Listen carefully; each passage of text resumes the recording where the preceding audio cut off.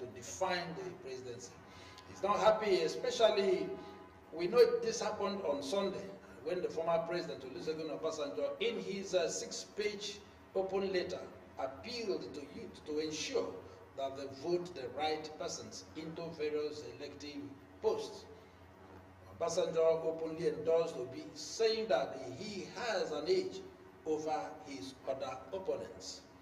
This statement did not go down well with the presidency, and Garba Shehu, the official spokesperson, to Mr. President, or the President of the Federal Republic of this country, Muhammadu Buhari, he was not happy with it. He accused Obasanjo of being jealous of President Buhari. We are going to start with that.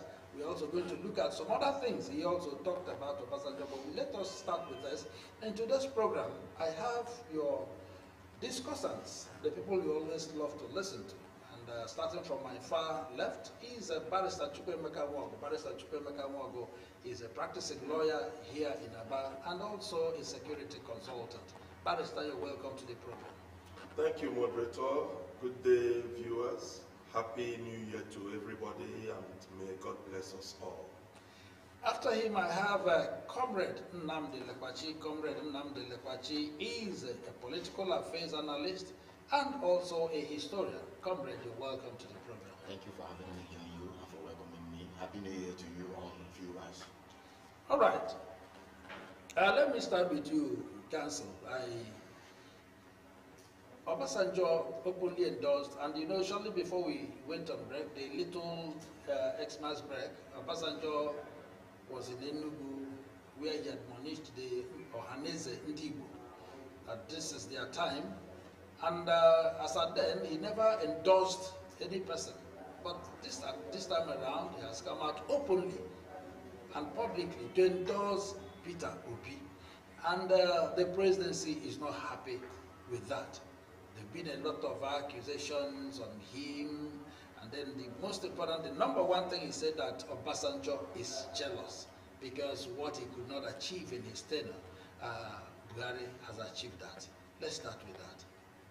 Well, if the presidency, because to the best of my knowledge, the President, General Muhammadu Buhari, has not said anything openly about the endorsement. So if the presidency is reacting, that is why they are there. They always react to issues that do not require reaction. And they always make it a point of duty to so react. So if they are reacting, that is expected of them. I am not surprised at all that Garba Shehu would start joining issues. And if he also says that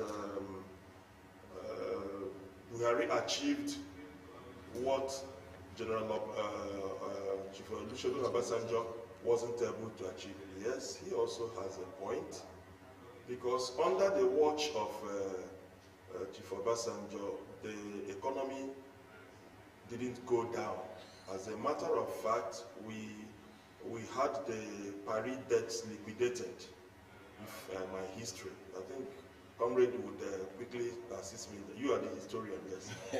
So, yes. If he says that Buhari achieved certain things that Obasanjo didn't achieve, that is correct. The economy didn't die. We didn't experience insecurity with AK-47 13 headsmen, whereby you will arrest them the few times they were arrested initially, and nothing was done to them before people now got the memo that, look, these are sacred cows, and so on and so forth. So yes, I quite agree that the records that Buhari has, Obasanjo does not have them. It's just that some of those records are, would I say, exist more in infamy than kudos. So that is it. However, if the presidency knew better, they would not have bothered, because Chief Obasanjo has not really hidden his support for a particular candidate. This is just that he came out now. You know, he has a way of, when you think he has gone quiet, like he's like a very good media practitioner and celebrity. When you think he has gone down, he likes being in the news. He comes up with something, and then everybody, you see, since he said it, everybody has been reacting. Seriously. You have comments for and against. But the important thing is that Obasanjo is in the news. That's what Chief Obasanjo wanted to achieve. And the presidency not knowing anything, they are helping him. If they had known something, they would just have. We are not surprised by that endorsement. It didn't come as a surprise. He has always preferred a particular candidate, and it is his choice. Let's come to terms with it. It is his right to choose one person as support. You talk to another person, that person will tell you, I prefer the candidate of either the APC or the PDP or which other one. It is Chief Obasanjo's right so to do. He has exercised his right. I don't know why the presidency is quarreling. Maybe because they don't really have much to do this time around, as usual, and they will go to join issues and raise dust that is not necessary. Borders more on idleness, if you ask me. Okay. They are idle. All right, a comrade. Yes. You know, he said that because Obasanjo, rather Buhari has beat Obasanjo's record in the nation's development process, and that is why Obasanjo is jealous. Well, quite laughable, if you ask me. Yes, quite laughable. So we should laugh. Yes, it's very laughable. I was holding myself from laughing when you were doing your analysis. Yes, Obasanjo is not like other political has-beens, or let me put it in a proper perspective, former heads of state or former presidents of this country. He is someone who makes his support for any particular candidate known open. He didn't begin today. In 2007, we saw how he went out of his way supporting Omar Hussein who later died. He was in the field, he was everywhere with him, even more than Buhari has done for Tinubu today. You understand? He went with him everywhere, even when the man fell sick and was actually flown. Obasanjo continued with the campaign. You still remember when he called him Umaru? They said you are dead. Are you there? Yes, we also remember that very call. And again, in 2011, after the doctrine of necessity and not the good, Obasanjo came out openly to endorse President Goodluck Jonathan. In 2015, when he felt that the President Goodluck Jonathan administration has actually deviated, you understand, or derailed, he supported openly President Muhammadu Buhari. And I still remember he had to tear his PDP membership card. And I still remember how Buhari himself and the APC campaign celebrated that endorsement. You understand? They were even in CNN, even I think they were in CNN then when Buhari was asked the meaning, he was overjoyed. You understand? To say that it shows that Obasanjo understood the trends as it were then. Now, in 2019, Obasanjo did not openly support Atiku Abubakar, but from his body language, we can decipher that he was, to an extent, you understand, going to vote for him, or he would have voted for him, because he felt that Buhari administration has actually failed. Then in 2023, as we are now, from 2022, you see, the body language of Obasanjo is expressive. In fact, it's as clear as day. Remember, he had to stand up from his chair and sit Peter Obi and say, my work is done. That is symbolism. So you don't need that letter again to understand that he was actually Peter Obi. Yes. Presidency is You don't need that letter again to know that he has actually told you, this is my beloved son in whom I am well pleased, like they say it in the Bible. But be that as it may, was Obasanjo doing what he was supposed to do? That's his right to do as a candidate. Sorry, as a statesman, another statesman, as a citizen. Now, mind you, whether or not you like it, all the former presidents and heads of state, they have someone they are rooting for, and they'll be voting for that person or for those persons come February 25th. So Obasanjo's own should not be different. But the only thing here is that Obasanjo did not hide his own. You don't even know whom Gowon is supporting now. You don't know whom Jonathan is supporting now. You don't even know whom Babangida is supporting now. Or supporting. Although there were rumors here and there that they are supporting a particular candidate, and then some of the supporters and then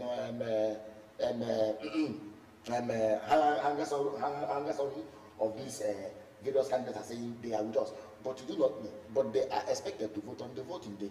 So, bringing it back to the letter itself, yes, there is a place the president or the presidency should have reacted, but what proportion of reaction should they have given? They should have focused on the issue. And I was expecting them to do that. They were telling us Buhari had beaten Obasanjo's record, and I was asking where and how. And I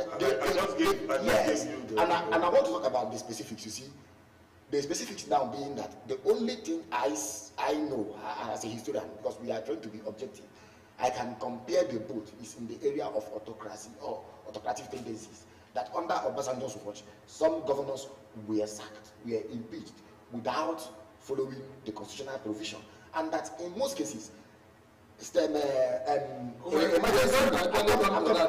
are some of the cases. Emergency rules were declared without following the constitution, which ought to have been coming from the states, then to National Assembly, then the president will declare. But if you look at economy, council did justice. Obasanjo began on the right foot. In fact, on a promising note, we were able to obtain debt relief or reprieve. Debt were cancelled. Paris Club, London Club, all the debts we are owing were cancelled. You understand? Now, we started on a new page, on a new leaf. The economy was actually blooming, growing, pointing towards, if you ask me, I would say prosperity. You understand? Now, how did we start borrowing again? And that should be the question. So now, 77 trillion naira is the debt burden the coming administration is going to inherit. And I'll clarify. Under Goodluck Jonathan, the ways and means advances of the CBN, that's the money they collect from CBN. And let me explain. That's telling CBN to print more money and give to the government. Because the CBN cannot just do anything other than to order for what? Minting and printing of money to be given to the federal government. And it's called ways and means. The money stood at 976 billion naira under Jonathan, or 796 billion naira under Jonathan. It wasn't up to 1 trillion naira. But under Muhammadu Buhari, we are having ways and means advances at 22 trillion naira. And the worst is that the same addition of Muhammadu Buhari is trying to spread it for 40 years, whereas the law, the CBN at another law says the ways and means must be paid back within the financial year. But President Muhammadu Buhari, who is up to 80 years now, is looking to extend it. He called it what? Securitization to his great grandchildren and to our own grandchildren too. What is the meaning of that? It simply means that this administration, and I don't want to begin to give you the indices, but we know that under the man we voted on three-pronged areas: corruption, security, insecurity, and the economy. These three areas did not fare well categorically. And I can tell you that under this administration, we had Accountant General woke up one morning, dip his hand inside the coffers of the Federation, took 109 billion, out of which only 30 billion has been recovered, and he's at large. You understand? And again, we see, just imagine the level of insecurity in the country that is not letting up. 2 days ago, it was in Benin, in State rather, yes, in Gwebe train station. What happened? You understand? We've seen terror. You understand? Grown from bad to worse to nearly the worst we have ever seen. So I do not know the basis of comparing. All right, Council. One of the points he made that Obasanjo never achieved is that PMB has been bagging awards and encomiums for trying to do that which is constitutional, and that which is constitutional. He's acting according to the Constitution of the Federal Republic of Nigeria, and the leader. What the leader should do, according to him. Bagging awards from... Bagging awards from here and there, according to him. Because... that people are pouring encomiums, you know. Who are the people pouring the encomium? Okay, APC members? Now, before you take it, he said he believed in someone or a maximum of 2 tenors. But during the time of Obasanjo, he tried to elongate, asking for a third term. Yes, that is true. There is no doubt that Obasanjo, who had age on his side, then, not today, much younger than where you have Buhari today, made that effort. That was the way he saw it fit at that point in time. But the nation thought otherwise, and we spoke loudly and told him, Oga, on this issue, you are wrong. He also got the memo, and he retraced his steps. We are dealing now with Buhari, who has at least, on more than one occasion, confessed that he cannot wait to leave the seat. So for such a person, why would you be saying anything about he doesn't want any longer when the man is in a hurry to leave? Why? Because of the crass failure in the three areas he promised. Is it security? Is it the economy? Is it the fight against corruption? In those three major areas, he has failed.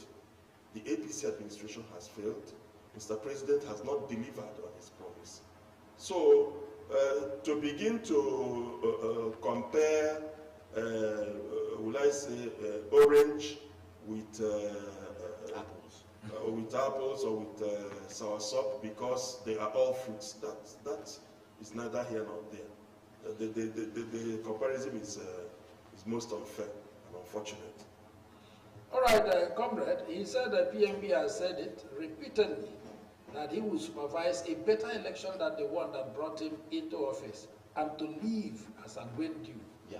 Having tried tenure elongation and failed, and then for the presidency to have said that Mr. President Buhari is going to hand over peacefully, you know, he's going to hand over a wonderful nation and economy to hand over what? A wonderful economy. A wonderful economy. A debt-ridden economy. Debt-ridden economy. That is going to do that. Not just that. What I want you to look at is, he said he is going to supervise election that will be better than the one that brought them in. Yes. What is that signifying? Yes, and this is the role, the only legacy President Muhammadu Buhari, you understand, has now left. If he does that, he has left. No. I said he has left to. Okay, yes, because he has an opportunity of delivering. He has the only legacy, exactly what I'm saying now. The only legacy he has left to bequeath us. Understand what I'm saying now? The only legacy he has left to bequeath Nigerians is to conduct free, fair, and credible election. And I will tell you why.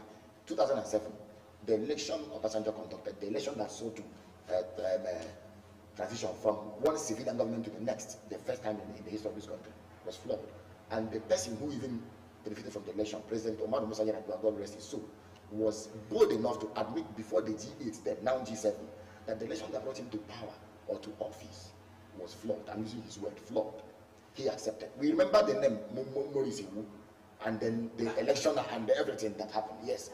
But President Muhammadu Buhari himself too had actually created the election, or had actually also been the president when we had election in 2019, that the result of that election is still in contest, is still being contested today. Even with election. You understand? Even at a point, and I'm trying to say it, INEC came out to say it does not have server. But before the Edo election, INEC had server. So we all are witnesses to this, and history will be the judge over all these things. But I want to believe that yes, there are areas Obasanjo made mistakes, and there are also areas we are expecting, or let me say one single area. That's the election now. We are expecting Buhari to do the needful. You understand? To do the needful of making sure that the elections hold, and that when they hold, they are free, credible, and must be seen as such. All right, Council. Talking about, he also mentioned that corruption was very much during Obasanjo's tenure.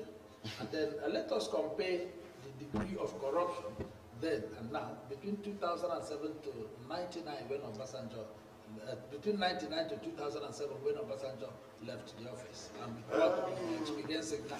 In terms of corruption. In fairness to President Obasanjo, in fairness to President Yar'Adua, in fairness to President, even Goodluck Jonathan, the PDP administration demonstrated, evinced an intention to confront the issue of corruption head on.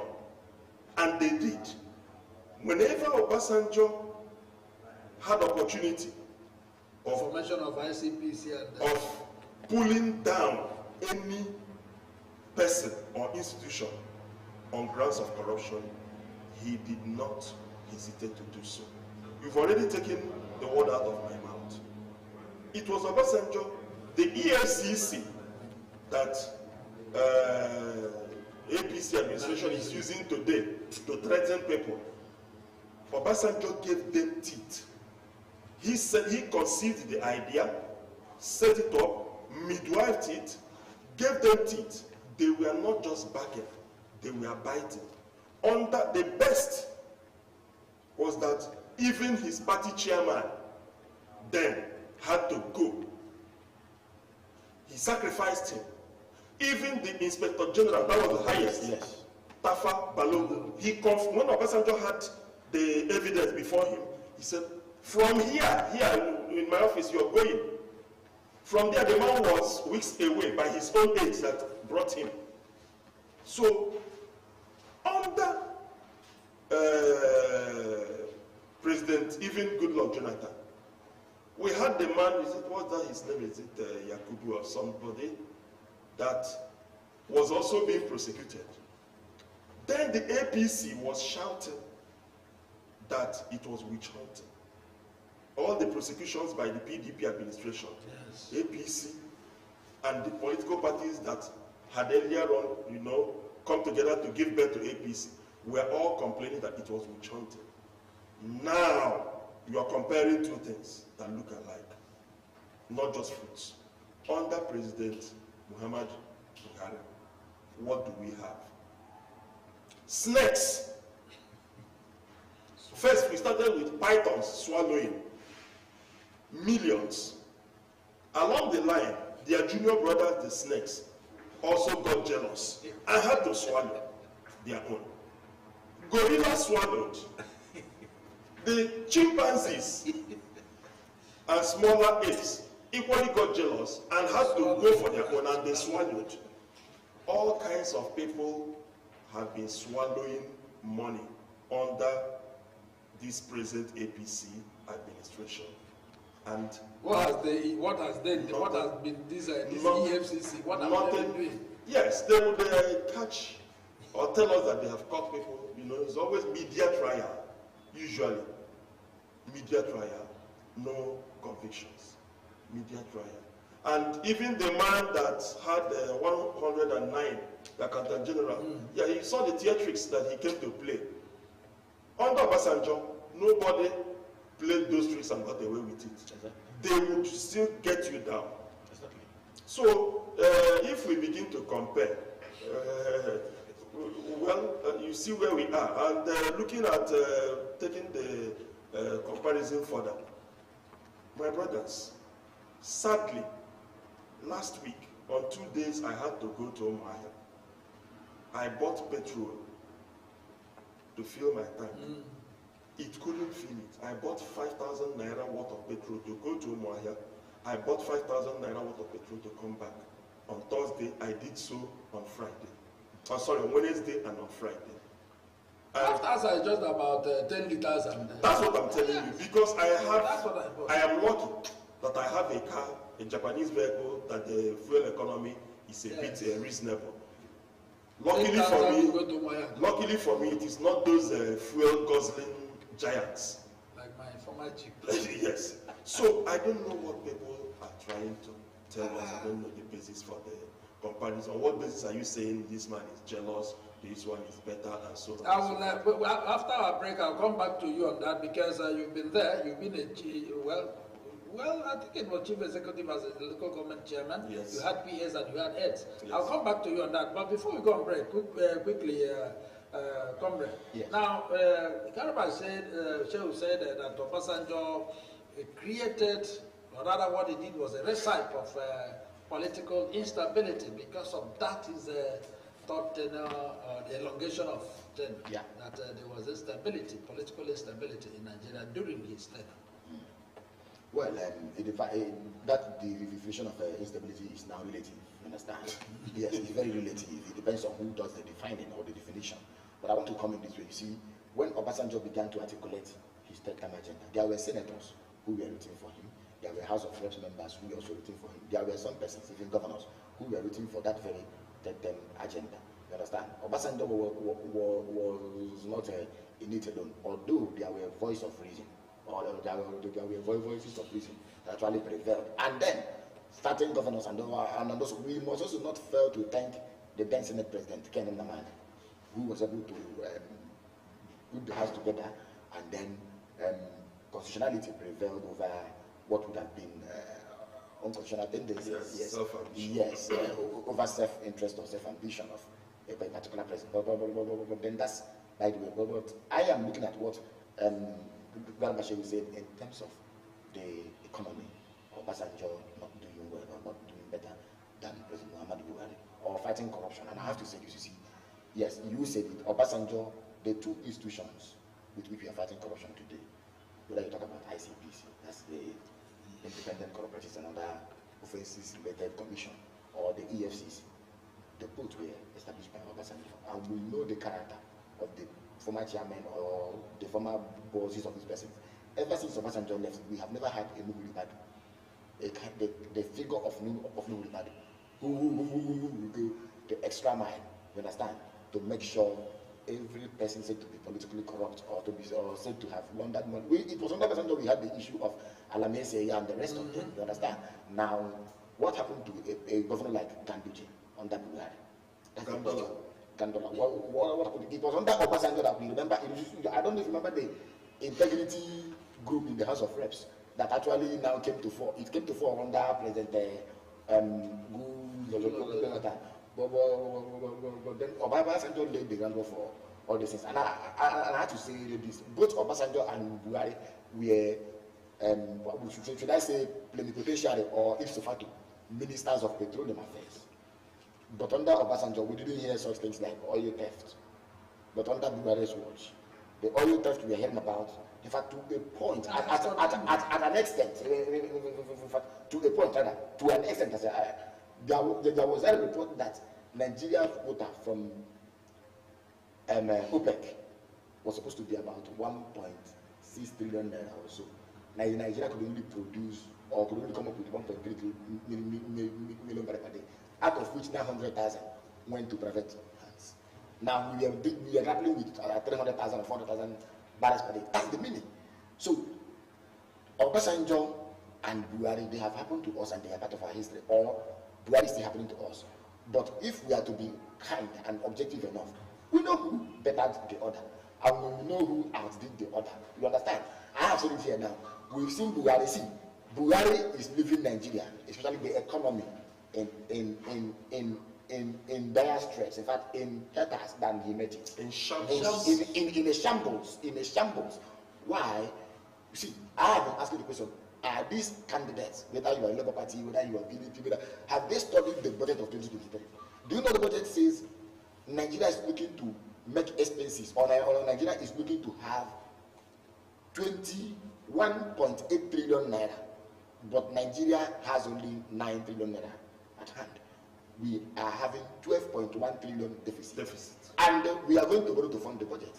And I've talked about the ways and means here, and I've said it stood at hundreds of billions under Goodluck Jonathan. That was what Buhari inherited. About something trillion. But currently, 1.8 trillion in 1 year now.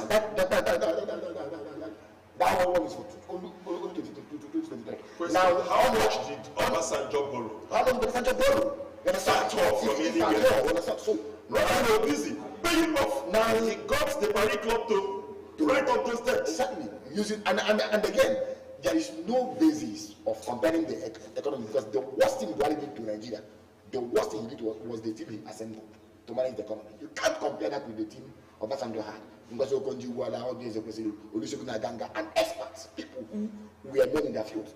Under Buhari, we even had a minister of finance that never attended NYC, but used the first certificate.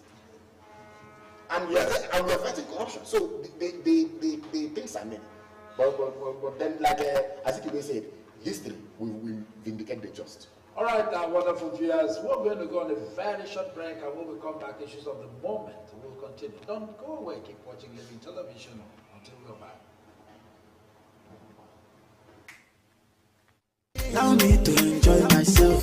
Allow me, Have you heard that Living Television, the latest satellite station on SatView channel, is received all over Nigeria and Africa? You can watch Living Television on every free-to-air HD decoder, including Strong HD and CSAT HD. Why keep paying for monthly subscriptions when you can have fun for free? With Living Television, you can watch lots of wrestling, football, documentaries, and Nigerian films, including discussions and debates on current Nigeria issues. Watch free live matches on La Liga Spain cum Serie A, Italy cum Bundesliga, German League 1, and French matches on over 80 premium channels. Wow! You can also sponsor your programs such as live church services and crusades, political rallies, burial and wedding ceremonies, promotional interviews, announcements, advertisements, documentaries, and commercials. We are situated at number 1 Judges Street off Ikoregbane Road, Aba, Abia State. For further enquiries, call 0805 367 3900. Signed, Management.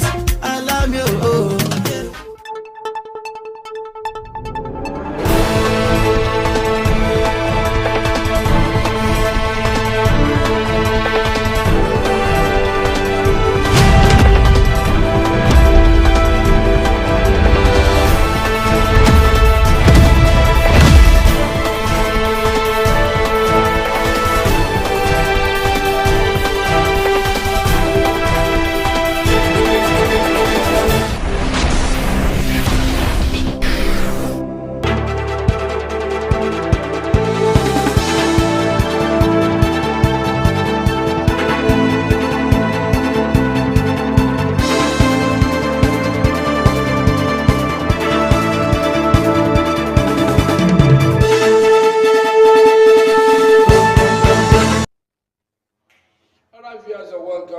You're still on your darling station, the Living Television. Remember, it's still issues of the moment.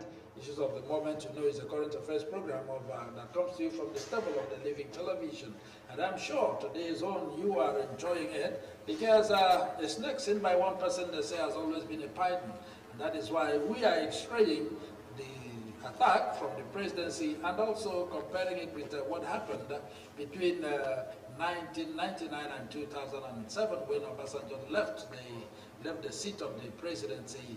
You know. So that's what we're looking at. Council, I said I was going to come back to you. You have been a chairman of a local government, and no matter how we look at it, during that your tenure and period, you had aides, you had people. Are there special things or training that are given to these aides, whether the governor's aides or the presidential aides, that must attack people, no matter how positive and genuine they appear?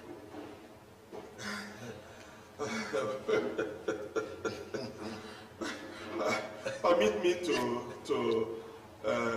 stand under the right to, you know, my liberty to laugh and express myself. The right to laugh is not even somebody good. Yes, I'm expressing myself via this laughter. Well, to come straight to your question, no. There is no special training given to aides to attack people. The truth of the matter is that it is a political appointment. And so when you have a political appointment, it is up to you, the chief executive, to now decide who best to bring into your team. It's teamwork that would also help and assist you best in carrying out your own mandate or your own target, achieving your own target. Some people bring in the best.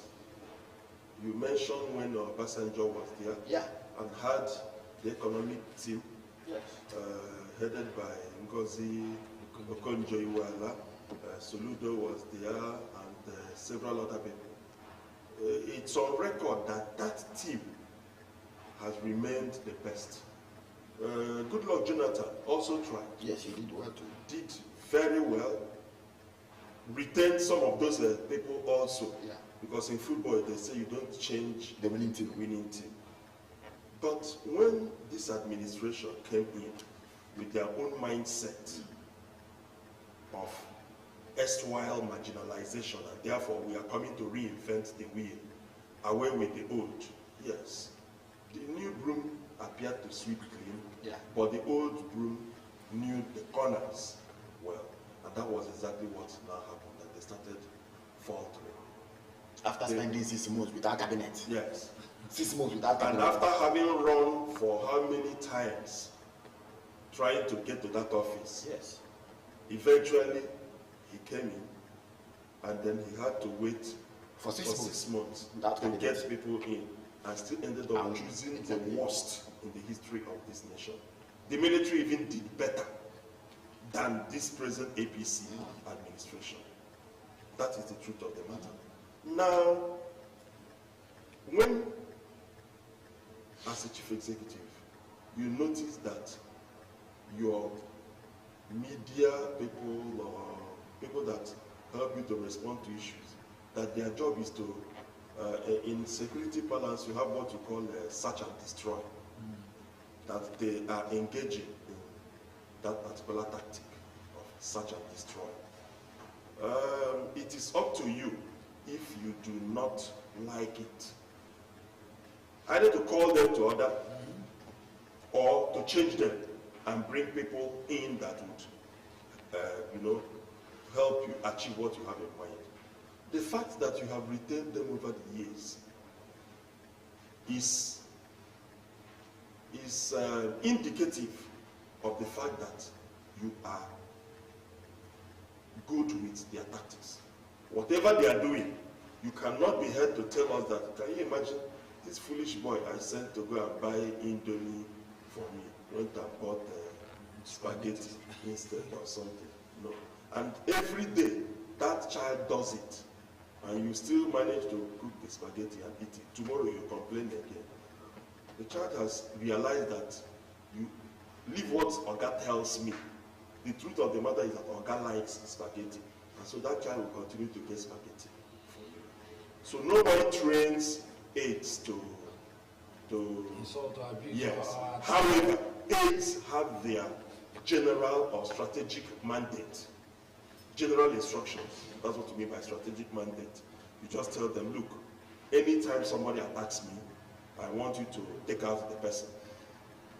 Then it is now their duty to go to the tactical, the specifics, and begin to target individually such people and respond to issues. If you tell your aides, look, anytime a former leader says anything, no matter how good or bad, on your own, don't ever respond to it. Draw my attention to it. I will be the one to respond. That is a mandate that they cannot go against. That's true. If the person goes against it, either you issue a warning. If it persists, you fire the person. You have the right to hire and fire. Okay. Yeah. So it's good we know that. Comrade, yes. It is important because sometimes somebody said nobody is hungry in Nigeria from the cabinet there, and is it the Ziani also, who also told us that Nigeria is not poor. This morning, I think the Minister of State for Petroleum, Dapriya or what? Dapriya Silva. Yes. Also said that buying fuel at 300 naira is very comfortable. Now, does it mean that those of them who are in government... I bought at almost 400. I bought 430 naira. I bought 430 naira. I bought 430. So I don't know what he's talking about. Yes. And they have the fuel dump in a government house. In the government house. Both at the federal and state level. Yeah, you have a coupon. You go there. Have a coupon. Do we now, comrade, I'm asking, do we now assume that they don't feel the pain of the people? They don't. Yeah, they don't. We don't even need to waste time. They don't feel what you are saying. Straight away, And I'll tell you this, you see, there is this saying by Rufus Miles, where you stand depends on where you sit. If I am to tell you now, stand up, Mr. Moderator, you will not stand up here. You will stand up here. You will stand up here. And that is why the Igbo say, yes. These people, these heads and cabinet members or team members in the government of President Muhammad Buhari are trying to defend their principle. And to an extent, we've seen how they are doing it. And like he said, there should be a policy of government. If you are defending a government, you should stand on the policy of government. Tell us what this policy means. And that is where I'm coming to now, address this issue of fuel or this fuel scarcity and the statement credited to the Minister of State for Petroleum Affairs. And I will say this, you see, Council said they don't feel the pain. People like us are feeling, because you just go there, tender your coupon, and the fuel is given. Yes. Why is to go and get the coupon? Why is it like that? Why is it even like that? It is like that because of the system we've structured or we've been working with. And I have to say this: the same minister came out some time ago, either last 2 years or so, to say they will be removing subsidy. He was attacked. He now went back and said they will not be removing subsidy. And then something happened. He had an interview where he said, but for the subsidy, Nigerians will be buying fuel at 400 and something naira or so. How much are we buying fuel now, even with subsidy? Almost 500 are here now. So it tells you that the subsidy they are doing is a scam. And that maybe that is why he said the 300 naira should and I want to come to something. You see, under this administration, President Muhammad Buhari said he was removing subsidy. In his place, he was introducing what he called under-recovery payment. But do you know what under-recovery payment achieved? NNPC became the sole marketer of the product. The independent marketers were now bypassed.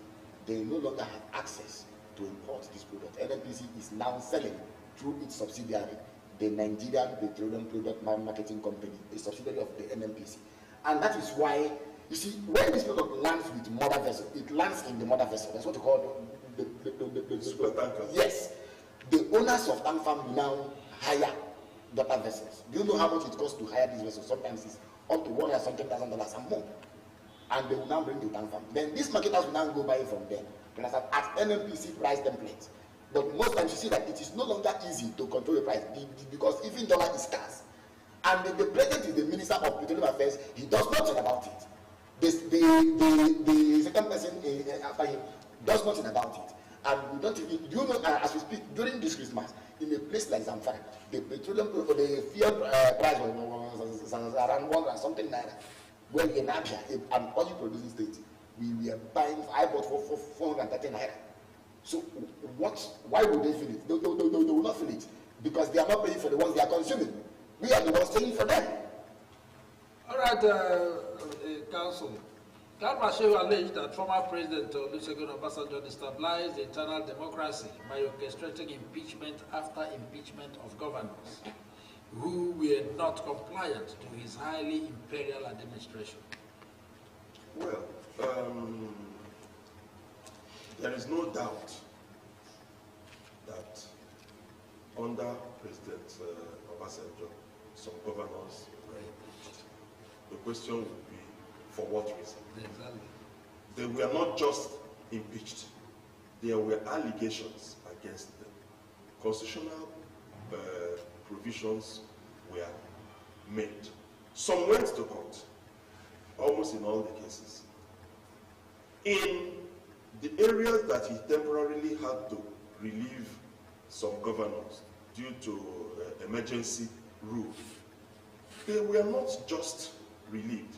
It was discovered then, as we have still discovered today, that some chief executives in some states have their hands stained by oil from that pot of criminality called insurgency, acting under our people, in quote.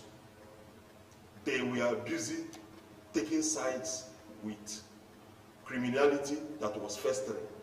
And Obasanjo, don't forget, being a military man, is like a carpenter. Most times, he has a hammer as his tool, sees a problem as a nail, and what does he hit up? He go enter.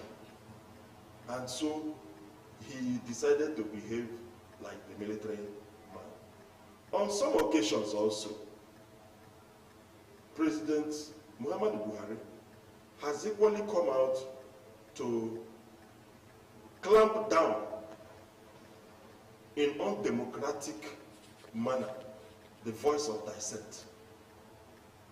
Look at what happened during the NSAS protest, when the entire nation was burning over an issue. Like some people said, he was keeping malice with his people. I mean, Oga Chief Driver. Oga Chief Driver was keeping malice with his passengers, and some of the conductors were busy hailing him. When eventually, he decided to park the bus somewhere, he didn't even ask what was the problem between the passengers and the conductor. He just turned around to the passengers and said, if I hear fame from any of you again, I am actually using a figurative in a jocular mood. Yes. But that's the typical way the Igbo man would express himself. But if you understand, you can read in between. Yes, you'll understand what I am saying. Yes, Obasanjo saw fit then to tackle the problem from his own perspective, the way he thought fit. Oga Chief Driver today is tackling it sometimes by ignoring and refusing to do anything about it, and it continues to fester. Obasanjo felt like stamping it out, and whenever those problems cropped up, he nipped those problems in the bud, stamped them out. I make bold to say that if it had been under Obasanjo, insurgency, banditry, kidnapping, and all terrorism that we are experiencing today would not have festered the way it is festering today. Exactly. At all. You don't solve problems by pretending that those problems do not exist. That's playing ostrich. You go and hide your head in your small area, but your body is still exposed out there. That's not right. All right, comrade. Obasanjo stayed now from 1999 to 2007, represented the dark days of Nigerian democracy due to a slew of assaults on the constitution. Yes, to an extent. I was when comrade said something, or the comrade was actually being a bit wrong. He said something I also said the military. He mentioned the military, the tendency in Obasanjo. You know why? During military regimes, the military administrators, the Millards, which is the equivalent of the governors today, they were answerable to the head of state, not to the people who elected them. So it was easy for the head of state to remove them at will, you understand, and transfer them to Lagos. We had the time when other states here was actually thriving under Ikemosu. He was, for instance, he was transferred to either Oyo or Osun State or where again? Yes, Oyo State. Now, but that should not happen in a constitutional democracy like ours. Obasanjo went against the constitution. He sought to amend the constitution to make provision for that term. That's, by the way, then again, in emergency rule, the constitution was not adhered to or adhered with in the way Obasanjo proclaimed or declared emergency, as if we were in a war. You understand? It's only in a war. Even in a war, the National Assembly has a role to play. What role did the National Assembly play in emergency? Obasanjo declared over the two governors, whom we all remember. You understand? The two governors, Joshua Dariye and the other one. Now, you see that Obasanjo went outside the constitution, and that was wrong. But you understand what I'm saying now? It is totally wrong, and I'm here to condemn it. But under Muhammad Buhari, something worse happened. Because if you look, now listen, if you look at government, that's what you call intergovernmental relations. The federal government is at the top, which means at the top there it has a level of control over the states. But it must not be beyond what the constitution provided for. You also have the local government, which is the grassroots, and at the local. Now, it means the power of the federal government is higher. When even the constitution contemplated it, and I can assert that to be right, that when there shall be conflict between the federal or state government, you understand, the laws of the land, that the federal laws shall do what shall supersede. That is the thing, it shall prevail. Now, now, do you know that under Buhari, a serving Chief Justice of the Federation was sacked unconstitutionally in a very unceremonious manner because of what the man said was because 2019 election was nearing. And I'll explain to you what all that means. It's not something to be wished away. Do you know why? The judiciary is a co-equal arm of government with the executive arm. Even the judiciary, there is nothing. I respond to that, yes. there's no basis of sacking that man in the way he was sacked, because the judiciary is a co-equal arm, just like the executive, which President Muhammadu Buhari was heading. Then Onoye, Justice Walter Onoye, was heading the judicial arm of God. He should be respected. But that, even the EU, I don't know if you have read the EU report of the election of 2019, they began with that incident.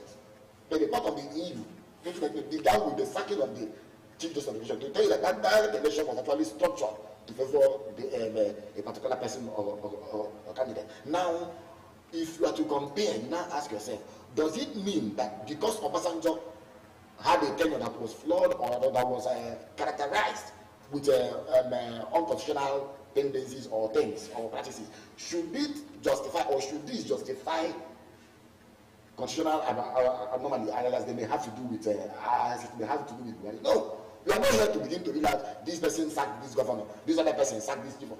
What we have to do, how do we make this country work? And going forward, how do we respect the constitution, which the two persons under review have not even done? And I will tell you that even Buhari has done worse. Council just mentioned the NSAS. Yes, there was the issue of Odi massacre in under Obasanjo, which Garba even talked about here. Yet there was also the Python dance in Umaya here. There were other things. Smile and the rest of them. Who suffered these things? The citizens of this country. All right, before we go, our time is almost up. Garba Shehu also said that the president deployed the federal machinery to remove Governor Joshua Darie. You mentioned that of Plateau State. You know, Rashidi Ladojo of Oyo State, Peter Obi of Anambra, and Chris Ngige of Anambra then, and Ayo Fayose of Ekiti State, respectively, and that their government has not removed any governor. So is that supposed to be accredited? I think Comrade has done justice to some of these incidents. Earlier on, he referred to them. And it is sad. I told you when I started that the presidency is idle, jobless, completely jobless. They are looking for what to say to impress their paymaster or their chief driver. You know the people I mean by the presidency, the three of them. So the trio. Yeah, the three musketeers. Yes, they are very jobless, and that is why they wouldn't be comparing positive achievements. They are looking for the worst in another person and using it to compare their own best. It's sad that you are using the worst in another person to compare your own best. That is to show you the level to which they have descended. I don't want to say more on it. It's for Nigerians to, we used to have Chief Zebudaya, and I asked 4,000, who would always say, Jegede, use your teeth to be count your tongue. You got it, instead of use your tongue to count your teeth. Jegede, use your teeth to be count your tongue. And so it is for us to use our teeth to be count our tongue. Okay, just in a minute, comrade. So because of this attack from the presidency to Obasanjo, what are you telling our teaming audience? Yes, what I'm telling our teaming audience and our listeners is this.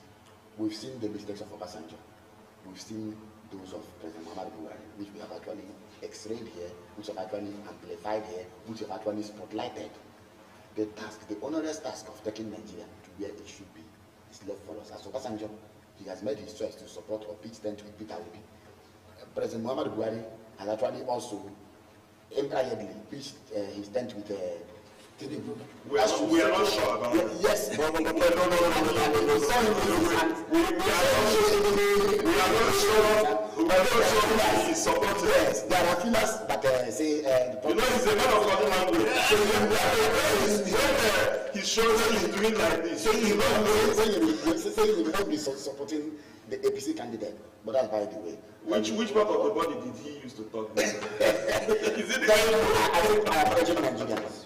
2023, and I have said it often, we mark the 100th year election started in Nigeria. Ever since then, after 17 years, we had the one we said was free and fair. That was in 1997, and was still cancelled. We've never had an election you can say this. Even in 1997, the president said it was flawed. So I am urging us to go and get our PVCs and make it to the account. Thank you. All right, Council. Yes, it's one thing to, the hue and cry about registration. Sometime last year, people were shouting at the point people had to go to court to get the court to stop INEC from terminating or registration at a given point in time. Now, INEC is through with the registration. INEC is now begging people to come and collect your PVC. It's not even stopping them. INEC is now pursuing people to their respective wards. Please, chasing them, come and collect your PVC. Your PVC is ready now, and they are not.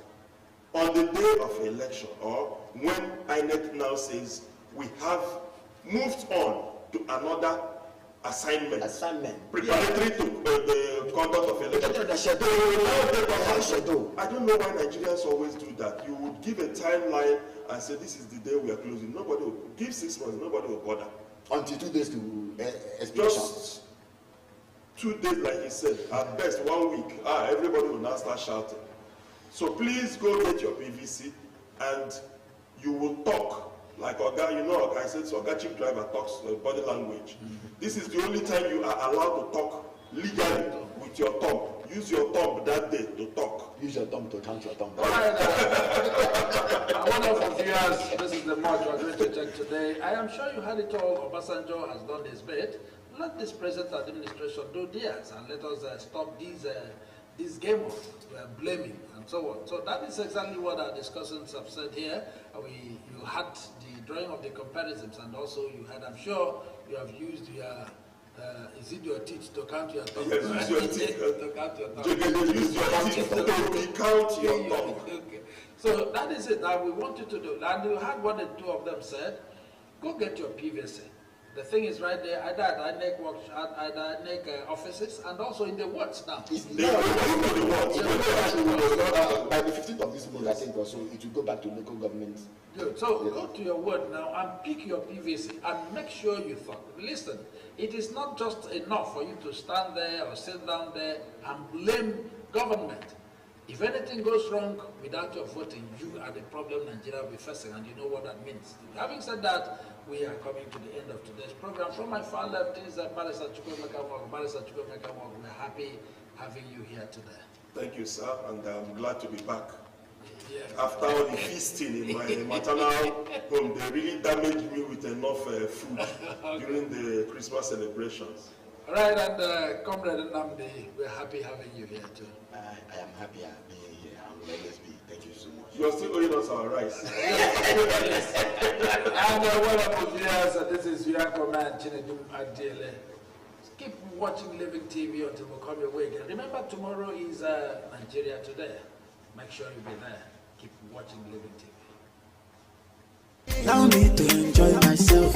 Allow me, Have you heard that Living Television, the latest satellite station on SatView channel, is received all over Nigeria and Africa? You can watch Living Television on every free-to-air HD decoder, including Strong HD and CSAT HD. Why keep paying for monthly subscriptions when you can have fun for free? With Living Television, you can watch lots of wrestling, football, documentaries, and Nigerian films, including discussions and debates on current Nigeria issues. Watch free live matches on La Liga Spain cum Serie A, Italy cum Bundesliga, German League 1, and French matches on over 80 premium channels. Wow! You can also sponsor your programs such as live church services and crusades, political rallies, burial and wedding ceremonies, promotional interviews, announcements, advertisements, documentaries, and commercials. We are situated at number 1 Judges Street off Ikorebane Road, Aba, Abia State. For further enquiries, call 0805 367 3900. Signed, Management.